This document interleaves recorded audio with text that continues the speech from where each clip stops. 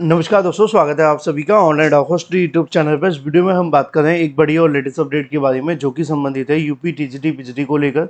UP TGT PGT exam कार्यक्रम को लेकर एक और बड़ी और लेटेस्ट जानकारी के बारे में, जो कि संबंधित है यूपी टीजीटी पीजीटी एग्जाम के संबंध में अध्यक्ष के इस्तीफे के बाद से जो हड़कंप है वो काफ़ी ज़्यादा मच गया है।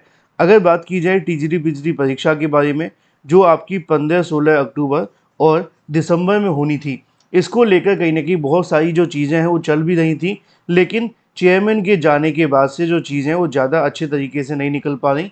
वहीं अगर बात की जाए सीएम योगी की नाराज़गी की वजह से चीज़ें और ज़्यादा कहीं ना कहीं बद से बदतर हो गई हैं। अब अगर मुख्यमंत्री नाराज़ हैं, सीएम योगी नाराज़ हैं, तो कोई तो ऐसी वजह रही होगी जिसकी वजह से इस प्रकार के जो माहौल है वो बना। डिटेल में हम बात करेंगे। चैनल को सब्सक्राइब करके बेल आइकन को दबा लें और वीडियो को लाइक कर दें, जिससे कि आपको रियल ऑथेंटिक जानकारी ऑनलाइन अडॉफर्स्ट यूट्यूब चैनल के माध्यम से मिलती रहें। सीधे शुरुआत करते हैं मुद्दे की और बड़ी अपडेट के साथ, जो कि संबंधित है टीजीटी पीजीटी 2022 की परीक्षा के बारे में।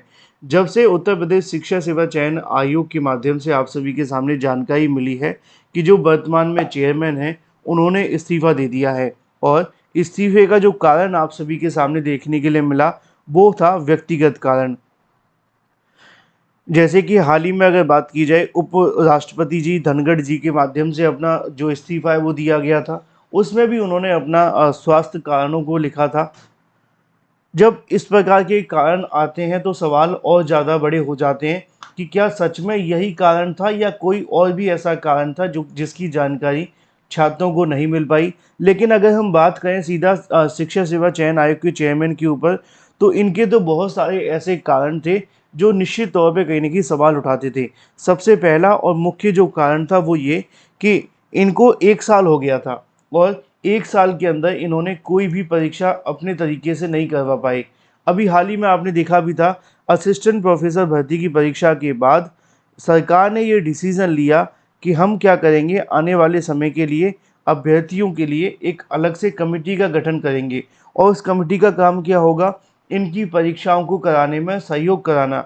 यानी कि पहली बार ऐसा हो रहा था कि कोई आयोग किसी परीक्षा को कराने के लिए बनाया गया हो, लेकिन उस आयोग की मदद करने के लिए एक कमेटी भी बनाई गई हो। तो अंदाज़ा लगा कर के देखिए कि सब कुछ तो सही नहीं चल रहा था। अगर सब कुछ सही चल रहा होता तो क्या उस कमेटी के बनाने की आवश्यकता पड़ती? बिल्कुल नहीं पड़ती।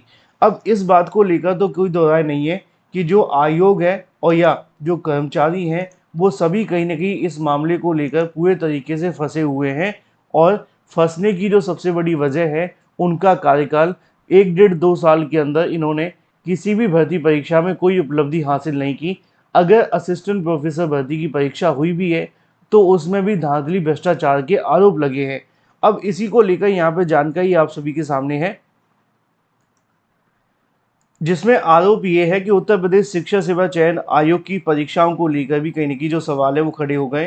क्योंकि चेयरमैन के जाने के बाद परीक्षा होगी कि नहीं होगी, इसको लेकर बहुत सारे अभ्यर्थी परेशान भी हैं, और मैं आपको इसके बारे में आगे बताने भी वाला हूँ। पहले आप इस जानकारी को देखें, फिर बात करते हैं एग्ज़ाम को लेकर भी।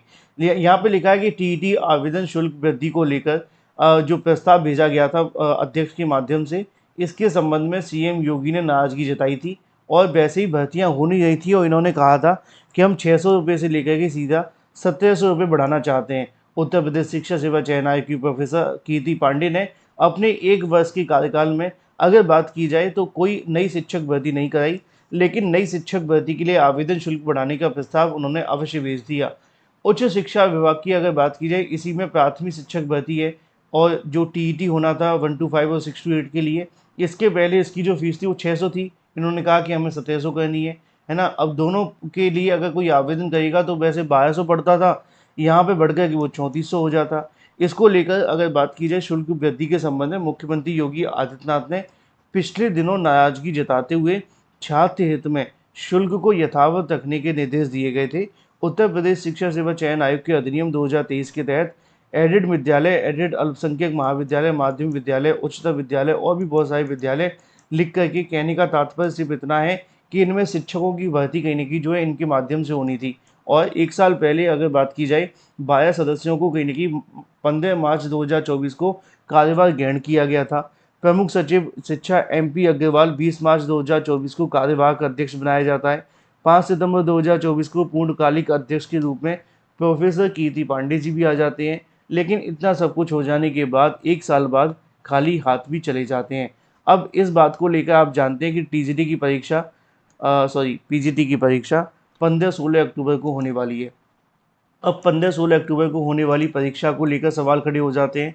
वहीं 18-19 को होने वाली TGT परीक्षा को लेकर भी सवाल खड़े हैं, क्योंकि अब ये परीक्षा इन तिथियों पर होगी या नहीं, ये अब स्पष्ट नहीं है। अगर इस समाचार पत्र की बातों को लेकर कहा जाए और स्पष्ट न हो पाने का रीज़न आप जानते हैं, ये इसलिए लिखा गया है क्योंकि अब जब चेयरमैन चले गए, मुखिया चले गए, तो क्या परीक्षा को लेकर पूरी तैयारियां हुई हैं? अगर पूरी तैयारी हो गई है तो क्या परीक्षा हो पाएगी? और अगर तैयारी पूरी नहीं है तो क्या ये परीक्षा नहीं होगी? ये सवाल खड़ा है। यहाँ पे आप सभी के सामने लिखा भी हुआ है कि अब इन तारीखों पे परीक्षा होगी या नहीं, ये अभी स्पष्ट नहीं है। कार्यवाहक अध्यक्ष 2 दिन प्रतिदिन के कार्यों के लिए अधिकृत किया गया है। चूँकि इसी के साथ अध्यक्ष पद के लिए 21 अक्टूबर तक आवेदन लिए गए हैं, जिसका विज्ञापन जारी हो गया है। ऐसा माना जा रहा है कि नवंबर में आयोग को नया चेयरमैन मिल जाएगा। इसके बाद ही परीक्षा संबंध में निर्णय लिया जा सकेगा। TGT PGT परीक्षा की अगर बात की जाए, 13 लाख अभ्यर्थी इंतजार कर रहे हैं और अब बढ़ सकता है। और ये इसके अलावा असिस्टेंट प्रोफेसर भर्ती के इंटरव्यू में कहीं ना कहीं थोड़ा और समय लग सकता है।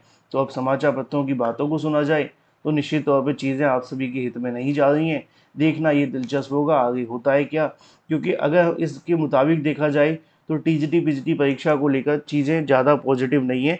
और जो उम्मीद लगाई जा रही थी कि बहुत जल्द ये परीक्षा हो जाएगी, चलो जैसे तैसे करके ही सही, PGT परीक्षा अक्टूबर में हो जाएगी और TGT परीक्षा दिसंबर में हो जाएगी, तो उसके बाद जो चीज़ें हैं थोड़ी अच्छी होंगी। लेकिन वैसा नहीं दिख रहा है। देखना ये दिलचस्प होगा कि आगे क्या शासन और सरकार और आयोग मिलकर के इस परीक्षा को तय समय पर करा पाते हैं, या जो उम्मीद बन रही है कि परीक्षा ना हो और आगे बढ़ जाए। और ये तो हर बार ही हुआ है, कुछ नया नहीं होगा। नया तो तब होता जब इन्हीं तारीखों पे परीक्षा हो जाती, क्योंकि ये तो पुराना है ना। हर बार यही हो रहा है। इस साल के दिसंबर जनवरी से शुरू हुआ था, दिसंबर पिछला साल, इस साल का जनवरी से यही शुरू हुआ था कि परीक्षा हो रही है, नहीं हुई, हो रही है, नहीं हुई, हो रही है, नहीं हुई।